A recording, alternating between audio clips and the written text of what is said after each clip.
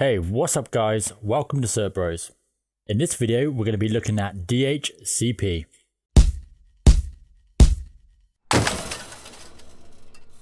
So DHCP is one of those things that we all take for granted every single day. If one day DHCP just got up and left, well, we'd be pretty Okay, so first off, some points on DHCP. DHCP stands for Dynamic Host Configuration Protocol. Its goal is to assign unique IP addresses to our hosts. It also provides other network addresses such as the subnet mask, the default gateway, and the DNS address. It comes in two flavors. It comes as a client and as a server.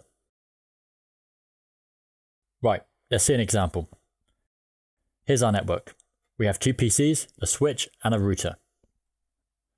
For our computers to work over the network, they need an IP address. Not just any IP address. That address has to be unique on the network. Otherwise, data goes to host A when it should actually be going to host B. Host A doesn't know what the is going on, and the whole thing becomes a mess. We could assign these addresses manually. We only have two PCs, so it wouldn't be hard, it wouldn't be a big problem. But imagine if you had 200 plus PCs. Yeah, we really don't want to be doing that. So, how does DHCP sort this out? Each computer will run a DHCP client, and this will allow the computer to ask for an IP address.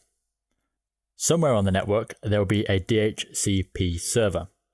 This is where the IP addresses are managed. DHCP servers can be ran on routers or servers. At home, it's likely built into your router, but in an enterprise network, it's likely handled by a server. So when you turn your PC on, if it doesn't have an address, it looks for a DHCP server. It just shouts out to everyone, hoping somewhere on the network there is a DHCP server.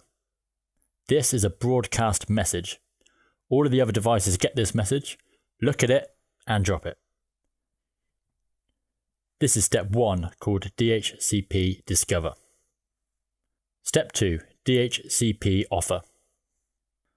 When the DHCP server gets the message, it says, "Cool bro, I've got some IP addresses, how about this one?" It then sends the offer to the host. If more than one offer is given, the host will choose the first one it receives. Step 3, DHCP Request. The host says, "Awesome, I'll take it," and sends the request to the DHCP server.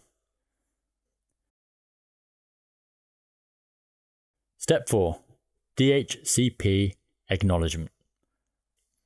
The DHCP sends the IP address to the host along with the subnet mask, the default gateway, and the DNS server. The DHCP server keeps a record of all the leased IP addresses and their leased times. When the DHCP server gives out an address, it gives it a lease time.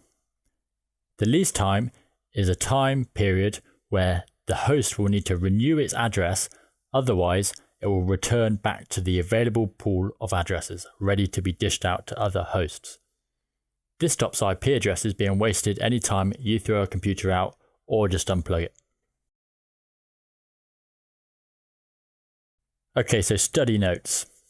The most important thing to remember here is this is a general overview of how DHCP works.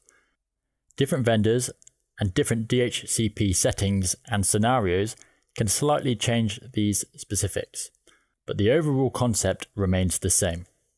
So the 4 steps. DHCP Discover looks for a DHCP server. DHCP Offer. The DHCP server offers an address to the host. DHCP Request.